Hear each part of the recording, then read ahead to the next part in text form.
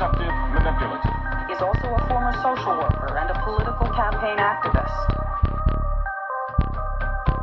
Some people in town say the base is run by aliens working with our federal government to conduct mind control and genetic experiments. I'm leaving. I'm glad. Thanks a lot, society, for railroading my ass.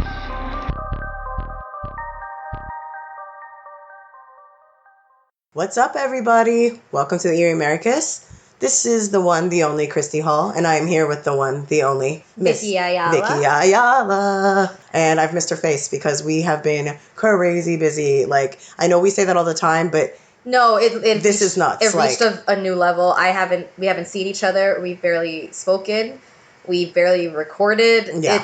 We didn't even have time to research our cases. It took us like an extra week. You guys won't notice, I promise, but you won't notice, but we notice. We know what we did. And it's sad because as we've mentioned before, Kristi's moving, so I don't like that we had to take a week off. And honestly, I needed that week though. I think we both did because we didn't. Ryan, her boyfriend, had foot surgery, so she's literally taking care of him hand and foot, and I'm literally packing up my entire life. So despite the fact that we love doing this podcast, we needed that week. I think ultimately we still need a little more time, but there is no time, so we're here. But at least we have cases now. Otherwise, we would have recorded us just talking. Which I don't think we're famous enough yet for the off-the-cuff episodes. Get us there, though. Yeah. Start telling your friends about us, people. Seriously.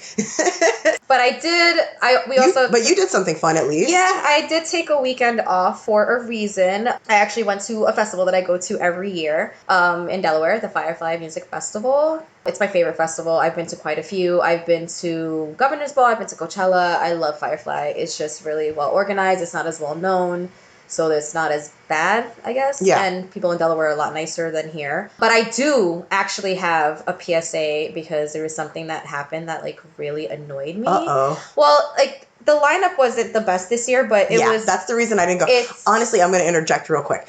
The only reason I don't go to this festival, because our friend that always kind of started it is always like, why don't you come? Why don't you come? I did so many festivals. I'm not trying to sound like an old lady, but back in my 20s and primer days, when even before I was underage, I would go to so many of these festivals that I think I literally burned myself out. I'm just I can't do it anymore. Well, I say every year I'm too old to go, and I'm still going. And I'm a music snob. So the lineup, if I don't know 10 of the bands, I'm not going to go. And that's just who I am, because I'm it has to be worth my money. So I'm somebody that's these festivals, I hate it. The tickets come out so far in advance that it's I've already paid for it when the lineup comes out. But this one in particular, the venue, I guess the way they set it up, it was bought by Coachella, so I thought it might have been different. Right. But it was still set up the same, so I still had a really good time. And the more that I looked at the lineup, the more I realized that we did know some of the bands. And I was honestly, I just need a fucking weekend away, and I could know no bands, and I would have had fun. Totally. But my issue is, there's always these big headliners. And everybody knows on the poster, the bigger the name is, the bigger the headliner, the tinier your name is, obviously you're lesser known. Totally. However, just because you don't personally know the band does not mean that someone else does not know the band. You do realize that out of all the festivals I go to, or did go to at some point in my life,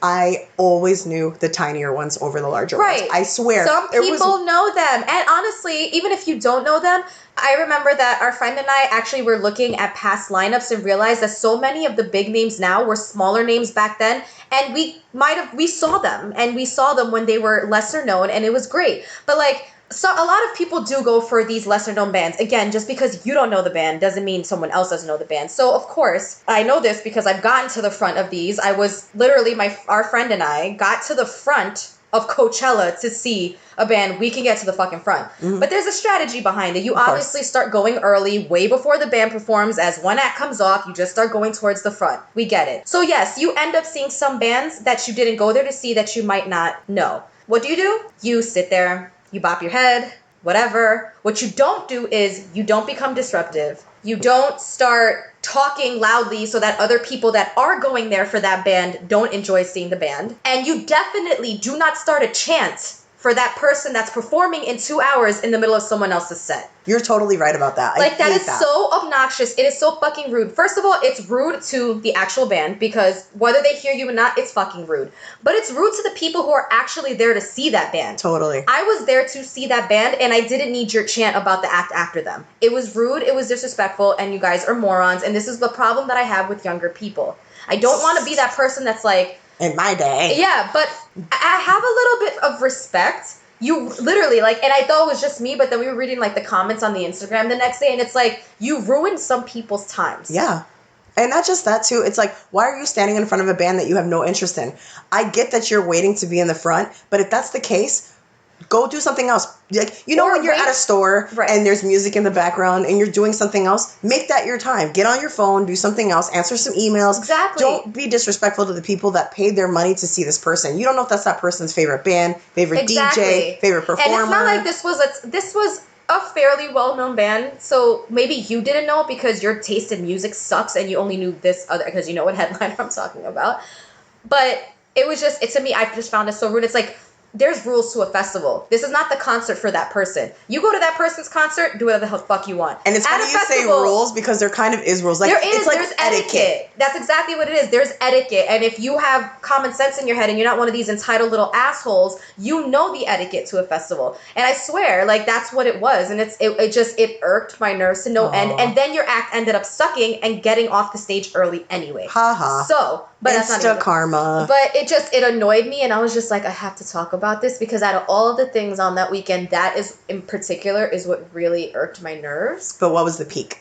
I did get to see some really good acts, but I think that the peak, and I'm gonna get like super cheesy for a moment, which never happens, so appreciate it while it lasts. Let's soak this up. People. I've had a very, very hard year, and part of the reason why I went to this, even though the lineup frankly wasn't the best one, was I really did need some time away, and I needed some time away with close friends, and we spent a lot of time not at the festival. We spent a lot of time in the hotel. I'm not a person who really talks about my feelings a lot, and I really got an opportunity to talk about my feelings. I just literally sat there and I didn't watch what I ate, which everybody knows that I watch what I eat. I didn't watch what I drank. I didn't drink any water. All I drank was alcohol. And I'm not saying that's the right thing to do. What I'm saying is that it was a weekend where I felt free.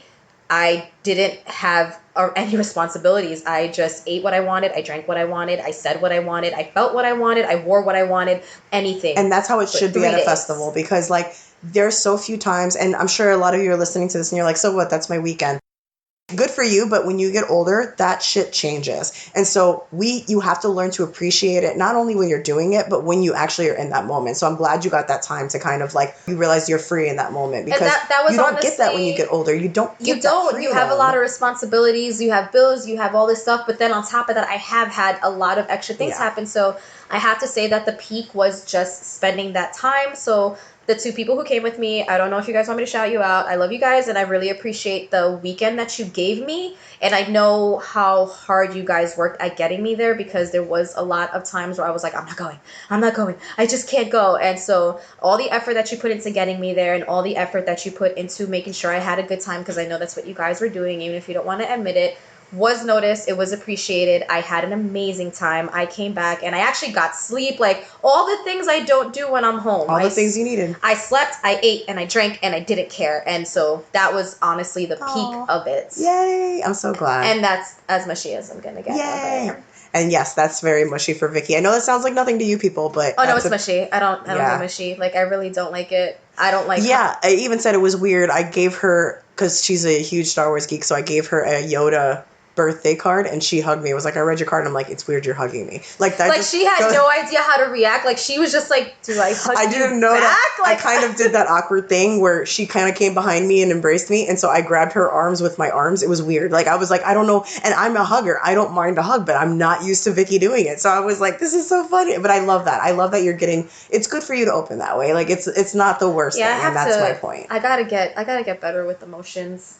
You could be emotionless to other human beings, but, you know. Not with my close friends. Not with your friends. It's very isolating being a person that doesn't deal with their emotions and always keeping it in. It's so... I'm not going to say lonely, because I don't think I'm a lonely person. It's just I make myself lonely by putting myself in my feelings and not including anyone else, because I just automatically assume that nobody would care, nobody wants to hear it, because, you know, you don't want to be the Debbie Downer all the time. And so I generally don't talk about how I feel, but then when I do talk about how I feel, and I'm like, why didn't I talk about how I felt sooner? Because I could have had several people who would have listened and let me vent and either said nothing or said something I needed to hear. So I'm going to make it a resolution. I don't care that it's the middle of the year. Make it a summer resolution. I am going to get better at talking about my emotions. I am going to try because it was such a relief. But yeah, that was the greatest part.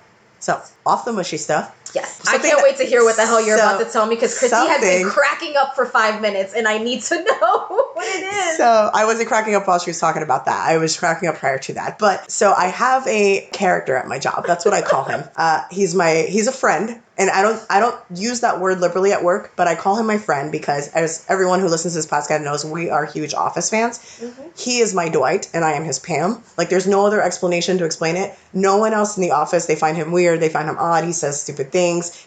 I find him hilarious. He tells me crazy stories. Like, he'll randomly come up with me and say something. Like, one day, he came up to me and was like, "Hey, Kristi, I'm going to CVS. Do you need anything? Sanitary napkins, blah, blah, blah, blah, blah." Like, that's like something Dwight would it's say. Such a Dwightism. And any other woman would have got offended, but I loved it. Which, by the way, speaking of The Office, Netflix, you seriously fucking suck for taking this off because now I'm going to have to get that other streaming service because I'm not going to stop watching The Office. You're going to lose so much business. I feel so bad for you guys. I know they probably because you know what else is on that network? Tooth and nail. Friends is also on that network. If they lose Friends in The Office, nobody will ever. They can't lose Friends because they paid like $200 million for it. So they're never going to lose Friends because Friends is more popular in England than The Office is in the United States. So they rely on the European side for Friends and they rely on the American side for The Office. I'm going to have to get this new streaming service because I have to be able to watch The Office. It's going to be crazy. But so point is I was telling him that this week, like one of the reasons we took last week off too is I got selected for jury duty. Ugh. And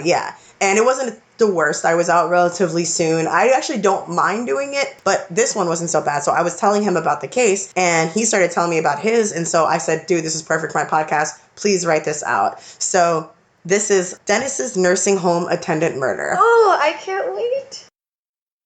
Dennis from Flushing, Queens writes, "A few years ago, I was selected as a juror for a murder case that took 2 weeks and was pretty intense. The defendant was this massive guy, at least 6'5". Oh, God. Who used to work at a nursing home. One night after his shift, he decided to go home, do some drugs, and treat himself as we all do, and treat himself to a lady of the evening all at the same time. I guess he chose the right girl because they got a seedy motel, did the drugs together, she performed her services, and they passed out. Sounds like a freeing weekend for him, too. The defendant then claims that he awoke to find her stealing from him. This is where, of course, the facts and fiction begin to mix. The facts, as we, the jury, knew it, are he saw her stealing, and he beat her to death with an iron. Oh, okay. I can't recall if it was an iron pipe or an actual iron for clothing. He said he awoke to her stealing. He confronted her, and she attempted to stab him by standing at the foot of the bed with a knife, so it was self-defense. Given the scene was at the motel, I will assume the latter. So he's talking about, like, the iron. The iron, yeah, because I'm assuming there's not just a random iron pipe there. He then put her corpse on ice in a garbage bag in the motel bathroom. Why is he so experienced with this? I can't remember if he began to dismember and got caught or got caught right away. And no, they would not show us crime photos. I cannot recall why. What was humorous about this very unfunny situation was the guy's attempt at claiming self-defense. Remember before I mentioned he was huge? We tested it in the jury room and realized there would be no way that this tiny little lady would have been able to stab him from that far away given his stature. We gave him manslaughter because there was no proof he planned it. The one thing this case taught me, you never know who's helping your grandma and grandpa around the nursing home. Gentle giant that, like, helps little old people and then fucking kills women at night? What is going on? But, like, he seemed... I'm sorry. Welcome to New York, that baby. That cannot be the first person that he's killed. That sounded way too experienced. And I'm a little scared, and I think that people should be looking into the nursing home and making sure there were no. But remember, there's that serial killer they just discovered in Dallas who was an old lady killer. He's doing the same thing. How do we know this guy hasn't killed a couple old people? We don't know, and that's what's nuts. But they only gave him manslaughter. The guy's probably gonna walk out in a few years. His self-defense thing, and I'm just like, dude, you're 6'5". You could have flicked her across. And I love that he said she's standing on the bed. Like, can you imagine to seeing some 5'2" lady trying to stab a 6'5" guy? It makes zero sense. He could have literally just put his foot straight and she wouldn't have been able to reach him. What was she going to do to you? Yeah. Stab you with what? She just had, like, I'm going to call bullshit on that one, too. I'm going to call major good call, bullshit. Dennis. So that was a good call by the jury there. Thank you, Dennis. That was a good email. I appreciate it. I will see you at work. And you also never know the stories that people at work have. I will see you at the office. Well. What do you got for us today, Vix? It's so funny because, like Kristi and I said, we're, like, super busy. And, like, it took us so long to prepare our cases. So long. I'm so tired that I actually left my case at home.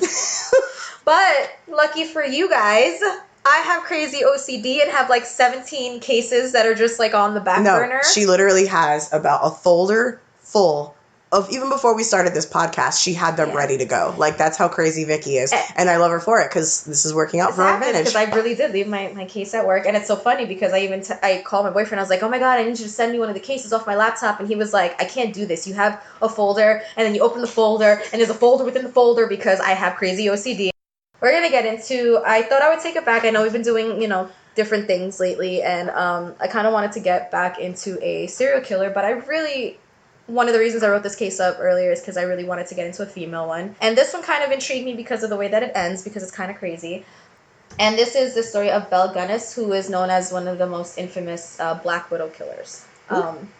She's actually, I believe... Yeah, she's Norwegian American, so that's why we can cover it, because she lived in America when she did all this shit. But she was actually born Brynhild Paulsdatter Storseth, which no wonder you changed your name. And she was born in 1859 in Norway. I could never repeat that if you gave me $1 million. I don't even know if that's how to say. That's just how I wrote it. You could say $1 million, repeat that. I'd be like, oh, nope. Lost $1 million. Nope. But she grew up dirt poor in a small Norwegian town, and before emigrating to the United States in search, of course, of a better life in 1881. And she moved to Chicago, where she found an interesting way of making money. Most of us will get a job, and people come to the country, you do whatever you have to. She decided she was going to do insurance fraud. Right away. That's pretty ballsy. Yep. Now, to the outside world, it just seemed like she just had really, really bad luck. It seemed that it just followed her everywhere she went. Oh. Properties that she owned just mysteriously started burning to the ground. And people closest to her were just dropping dead like flies. Just such bad luck. However, it's a series of unfortunates. There always seemed to be the silver lining of a large insurance payout. Lucky her and unlucky her at the same time. In reality, as we come to know it, she's actually one of the first Black widows and became a prolific serial killer with murdering around 40 victims. Whoa. She's kind of known by a couple of different names, Hell's Bell or Lady Bluebird. But she killed her husbands and even her own children. Wow, I did not know about the kids. Yep. Crazy. Basically, when she ran out of husbands to kill, she would attract would-be, suitors, gentlemen, to what they call her murder farm, which makes sense. She basically would put out these ads and ask for these men to come to her farm. She would even tell them to bring all of their savings and didn't ring a bell in anyone's head, and then she would kill them. Hi, come to Hell's Bell's murder house. Right, it's like, hey, please come to my farm with all of your money and never leave. But that's basically what happened. Uh-huh. And the funny thing about the story that Kristi just told about how the guy was so big, Belle was 6 feet tall. Whoa, that's a huge She was a huge bitch, right? She was fucking Deuce Bigelowing you hardcore. I know, I love it. But she's huge. She weighed 200 pounds, so she could certainly handle herself if one of her victims tried to escape. Because I'm sure everybody's like, how did this woman kill all these? That's how. She was 6 fucking feet tall, so... Wow. She could probably overpower some people. No and problem. Especially at that time of the country, we've gotten taller. Men were short. People were short. Mm-hmm. So being a 6 foot tall, 200 pound woman was a thing. It's crazy. That's Amazonian. Whenever I researched her, it always says she had a fondness for murder. And I hate when they use the word fondness with murder because it makes it seem so nice. But yeah, she had a fondness for murder. This actually started after her very first husband. She married her first husband, Mads Sorensen, in about 1884. Together, they opened up a store. It was basically a shop. It sold candy. It sold sweets. And they ended up having 4 children. Caroline, Axel, Myrtle, and Lucy. And then they had a foster child named Jenny. So now she has this husband. She has all these kids. She's got this business. Instead of just taking this as I have this life now, I came to America for this, she decided that this just meant she had plenty of opportunities to claim insurance. The business ended up burning down, and then 2 of her children, Caroline and Axel, mysteriously died from acute colitis. So just stomach issues, yeah. But we later find out that acute colitis has a very, very, like, they share common symptoms with strychnine poisoning. Their biggest symptom is, like, really bad abdominal pain. It's 1880s. People probably just, like, made the assumption. Right. Yeah. And apparently, this slipped past the coroner, because you should pick that up on autopsy if you see, like, poison. Somehow the coroner didn't catch it, and Belle got the money from not only the business burning down, but both of her children dying. I don't understand. Wait, I guess this was in the 1800s. There was less suspicion at the time. Right, and I'm pretty sure, like, even now, I think they would probably catch it in an autopsy, but nobody's going to automatically assume that this person burned down their business and then killed both of her kids. Yeah. Children, like, mom murders are very rare. Right, they're so rare. Yeah. So nobody suspected it. So now, of course, when you get away with something like that, you tend to want to keep doing it.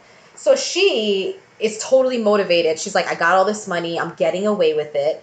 So she grows bolder. In 1900, her husband dies on a day when his 2 life insurance policies conveniently overlapped with each other. Whoa. Just this only one day where the old one ended, the new one started, and he died right at that time. And no one put 2 and 2 together. No one put 2 and 2 together, and she ended up receiving 2 insurance payouts for his life. Wow. Someone finally caught on. There's a doctor that examines his body and realizes he also died of strychnine poisoning. But Belle gets her own doctor, and he basically overrules the finding, determines that he died of a heart attack, and she gets away with murder again. Whoa. So sheer luck, actually. Sheer luck. And I guess at that time, or even probably not, could happen, but I'm pretty sure she gave him a little bit of money and was like, this is what I need you to say. But strychnine is detectable. It is, which how is would why you get away with it now? I don't think you would get away with it. I'm sure you could pay somebody off to maybe fudge the... Oh, you mean like a coroner or something? Yeah, like, that's what happened, basically. A coroner finally caught up with it, and then she got her own, and she was like, nope, say this. And he said it was a heart attack, and she got away with it again. So now she's got all this insurance money in her pocket, because now at this point she's got, like, 3 different insurance payouts, and now 2 less kids, and 1 less husband, so... She's got all this insurance money in her pocket, so she took her 3 remaining kids to Indiana. From Chicago to Indiana. Now, this is 1901. She ends up buying a 42-acre farm because now she's a wealthy woman. She's got that money. And but, as a greedy person is, she still wanted more. So, soon after this, a part of her farm burns down, and she gets the insurance payout from that. Wow. But now, remember, we're in another town. This is the early 1900s. Nobody knows what the hell went on before. They just think this poor woman comes here and a part of her farm burns down. And it's not the whole farm, so they probably just thought And I'm sure she didn't give them the full detail of her whole life and all that stuff. And I'm sure they didn't know about... They probably didn't even know that she was married before. They probably didn't even know she had kids before, that another farm, like, they didn't know any of that. And the telephone was invented, 10, 11 years before that? Nobody knew shit. No one really had a phone, per se, where they could check in. And I'm sure they didn't know anybody else that knew her, so she got away with it, of course. Got it. So now, in 1902, she marries Peter Gunness. He's a local butcher and a widower. He also has 2 daughters, who, to Belle, are probably just, like, dollar signs at this point. But here she is, married again. She already has her 3 kids. He has 2 daughters, so now she's married and has 5 kids, essentially. Not long after the wedding, one of the children dies under mysterious circumstances. Dude, Shock. How do you raise a child and then just decide which one you're going to take out? You know what I mean? Like, how can a human being be that terrible? That's my thing. Not just a mom, just like a human being. Right, like, she had 4 kids herself, and it's like, how did she decide she which decided 2 to kill 2 and then later 1. You know what I mean? Like, are you just keeping them? She just like eeny meeny miny mowed it, picked the kid and like killed them. It's crazy. It's crazy to think that, I don't know, someone would do that. But now at this point her husband kind of thinks something is wrong, so he actually sends his eldest daughter, named Swanhild. I don't know what kind of name that is. Wow. I'm glad we didn't live in very 1900s. old school. Yeah. And he sends her to stay with relatives because at this point he's suspicious. And she actually ends up being the only child to survive Belle because she wasn't there. Well, luckily he had a feeling and he went with it and was right. He was right, but as it turns out, he probably should have left himself because in December of 1902, just 8 months later, He dies when a meat grinder falls off of a kitchen shelf and onto his head. What? Yeah. Are you kidding? Who would buy that? Who would buy that? It's 1902. I don't know. I'm sorry. In 1902, you couldn't fool me then. In 2002, you couldn't fool me. That's the silliest way that you can ever have, like... A butcher got killed by having a meat grinder fall on his head. It just doesn't make any sense. Not at all. So, but the funny thing is, one of Belle's daughter, the foster kid, Jenny, she actually goes and tells schoolmates, quote, "My mama killed my papa. She hit him with a meat cleaver and he died. Don't tell a soul," end quote. So obviously, the kids knew. Now, this time, the coroner noticed symptoms of strychnine poisoning and ordered an inquiry, but no hard evidence was found, and Belle convincingly cried crocodile tears over her husband's death.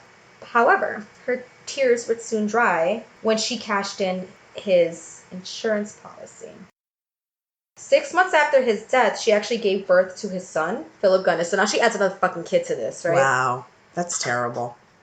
So now, remember, she cries over his death. That ends quickly because she gets his fucking insurance money. But then she also has another kid. So my whole thing is like, why keep having... Also on him. You already sent your eldest daughter to live with someone else because you knew something was wrong, so you decided to have another kid with her? Yeah, but you gotta remember, this is back in the day when you got booty and you actually had a baby as a result because there was no protection. So if you're a married couple and you have 6 kids, you can't say, gotta get rid of these kids. Or, I mean, she did. But generally, back in the day... you got pregnant, you kept kids. That's why there were so many families. Well, she kept this one. She gave birth to his son 6 months after his death. Terrible. And now with her second husband gone, she actually finds a more efficient way of getting money. And no, if you're thinking she got a job, she did not. This one doesn't work. Are you kidding? Again, this is where we go into the ads. She places ads in newspapers for well-off suitors to come to her farm. So many men travel to her farm, never to be seen again. It's weird because it says that in her ads, like I said before, she had no problem telling them to come with all of their money and do not tell anybody that you're coming. So it's like you didn't suspect something off of a woman who's placing an ad telling you to bring all your money, but don't tell anyone that you're coming here. It's a little suspicious, but... Totally weird. So they come, they bring all their money, they come to her farm. The first thing that they do when they come to this farm is they deposit their cash into her bank account.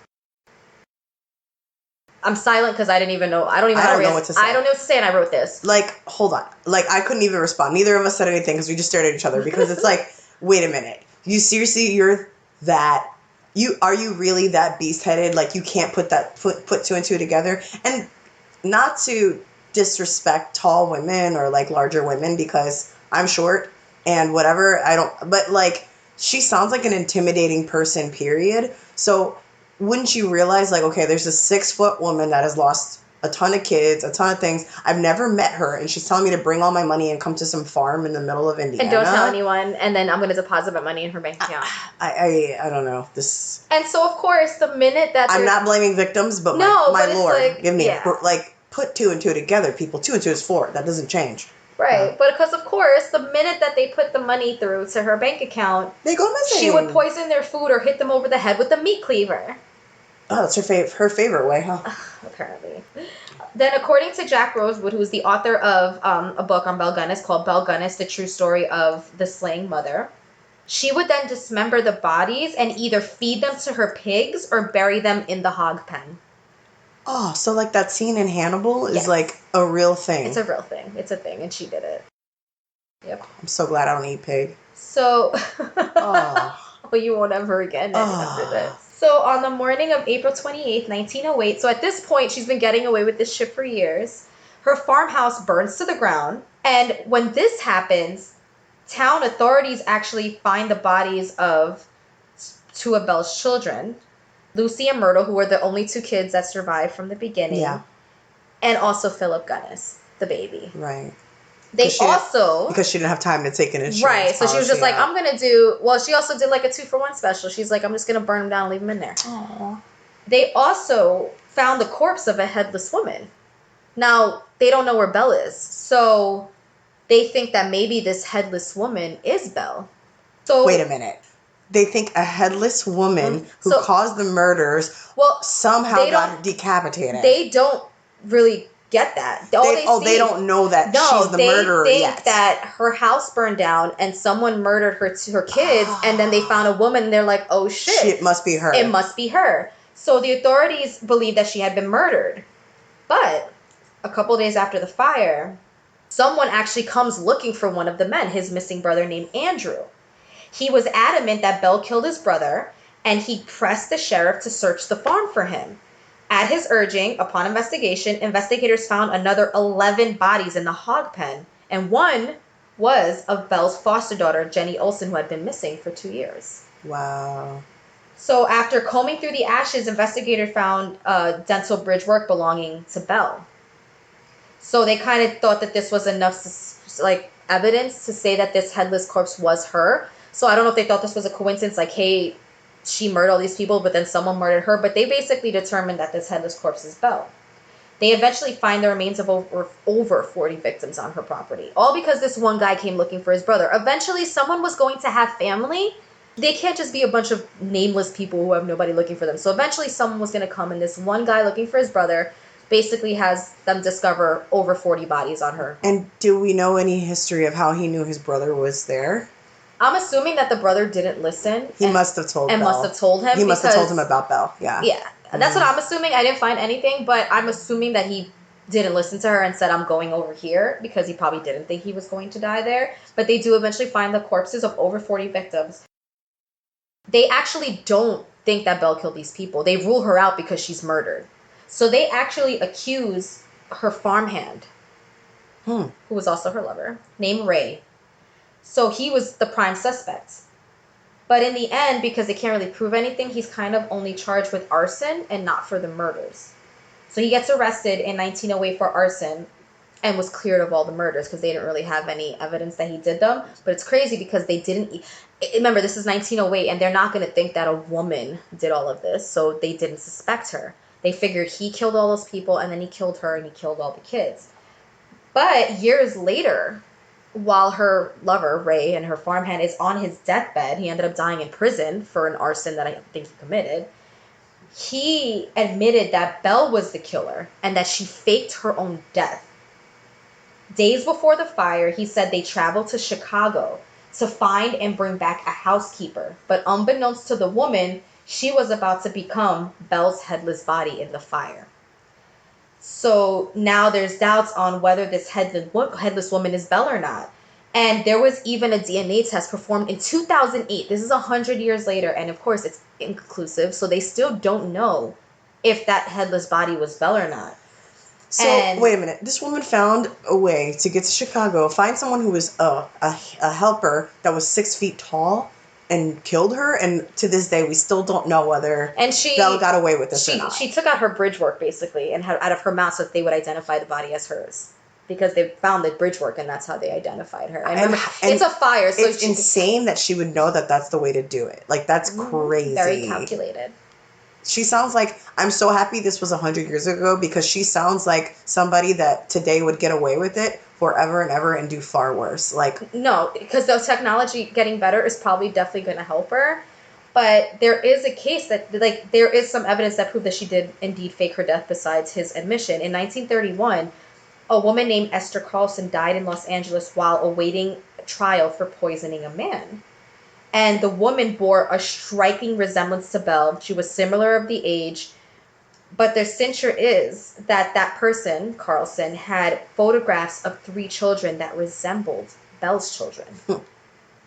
Who she no longer had. So now here they have this woman who is of similar stature, which there can't be a lot of women that are 6 feet tall and 200 pounds, is being accused of poisoning a man, which was her MO, has a picture of these 3 kids that kind of look like her kids, but they could never confirm that this was Belle. So until this day, we have no idea how Belle Gunness died, where she died, nothing. And that's what intrigued me about this case, because I'm like, so they just don't fucking know what happened. She essentially got away with murdering over 40 people. Wow. And someone else went to, like, her lover went to jail for the arson, which maybe he helped her. He probably did. Yeah. I'm sure he helped her, but at the end of the day, he's not the one responsible for 40 murders. Wow. And that is That's Belle Gunness. I can't believe I've never heard of this case before. Like, I mean, I've heard of the name, but I didn't know that she got away with it. Like, that's insane to have a Black Widow, mother killer, fraud, arsonist. Like, she knocks every single crazy She had, like, list. a murder bucket, like a crime bucket list, and she hit a lot of points. And she got away with all everything. Of it. And to fake your own death. Or, I mean, even if she didn't get away with it and she actually was that person that went to jail, she still got away with killing those other people. And that was in 1931. Kids. You did this in 1908 and started in the late 1800s. You got away with it for a long time. She probably killed hundreds of people. That's what's insane. Wow. I'm so happy she's dead now. Either way. It's kind of scary to think what she would have done if she was born now and had, like, all this technology available to her. Insane. Because, like, with other serial killers, I always say they would never get away with that now. There's too much technology and they were too dumb and they probably wouldn't. But, like, her, I feel like she would have gotten away with it. Like, she would have figured it out. Hell Belle's gonna haunt my dreams tonight. No joke. So let's move on. Because I'm really creeped out right now. I don't say that very often, but, like, just thinking about the reality of what this woman done is just too weird. So I'm gonna move on and get out of the 1800s and come to reality, which is funnier. So we'll do that. Who does that? Who does that? Who does that? Who does that? Via our favorite HuffPost.com. Yes. Driver accused of hitting squad car while looking for Saved by the Bell clip on phone. I don't know what to laugh at. What state did this happen in? Vermont police said Kevin Bacon, not the actor. Oh man, there's so many good things about this story. Was especially interested in an episode called Screech's Spaghetti Sauce. I remember that episode. I remember it. And they tried to mass produce it, and then they had, like, that little Lucy clip where they, like, do it on the conveyor belt and all the sauce fell. I remember this. And then they realized that the sauce was just like ragu or something. A regular ragu. Okay, let's keep going because this is really good. In case you weren't aware, driving on the open road is not the time for looking up Saved by the Bell TV shows on your phone. That's true. Any other time is fine to look up Saved by the Bell, but not while you're driving. Never while you're driving. A Vermont man learned that lesson the hard way Thursday afternoon when he sideswiped a police car while trying to find an episode of the venerable 1990s sitcom on the internet. Police arrested 55-year-old Kevin Bacon, who, it must be emphasized, is not the actor, after he hit a Thetford Police Department squad car, according to the Smoking Gun. The officer was aiding a motorist on Interstate 91 when Bacon collided with the police cruiser, according to WCAX-TV. Bacon didn't seem to notice what happened and continued to drive for a short distance. So he's watching Saved by the Bell after he hit a cop and kept going, watching Screech make his spaghetti. That's literally what happened. Bacon was nabbed a mile from the crash scene. He went a full mile, not realizing what the hell. That episode wasn't that good. It really wasn't. Nothing about Saved by the Bell was that good. I'm sorry, Jessie's breakdown when she was on those caffeine pills was amazing television. That is the one episode that I agree with. Like, to this day, I will remember that. It's an iconic moment in time. Like, if you guys don't know what we're talking about, watch Saved by the Bell, the episode where Jessie loses it. You'll understand. That was the most magical episode. Poor Elizabeth. She never got a career after that. But anyway, let me finish this. According to Vermont State Police, Bacon was looking down at his phone at the time of the crash. No shit. The object of his attention, the report said, was Screech's Spaghetti Sauce, an episode from 1992 that, according to IMDb, centers on a particularly flavorful spaghetti sauce that Screech makes during a campus TV show. The police report does not note why Bacon was interested enough in that episode that he allegedly had to research it from behind the wheel. That's my big thing. That's my thing. And this guy's 55. Please, you remember when that episode aired. Come on, you remember that episode. Why is it that serious? I mean, we were 6. You were a lot older. He was a lot older. You were like our parents. Bacon was charged with gross negligent operation of a vehicle and leaving the scene of a crime. He was also issued a traffic citation for texting while driving. It shouldn't be TV watching while driving. That's wrong. That's inaccurate. His next scheduled court date is July 31st. So if something pops up on this case, I'll bring it up. I doubt it will because it's just too hilarious. But Kevin Bacon, spaghetti sauce, Saved by the Bell, 90s, and hitting a cop car and going away for a mile.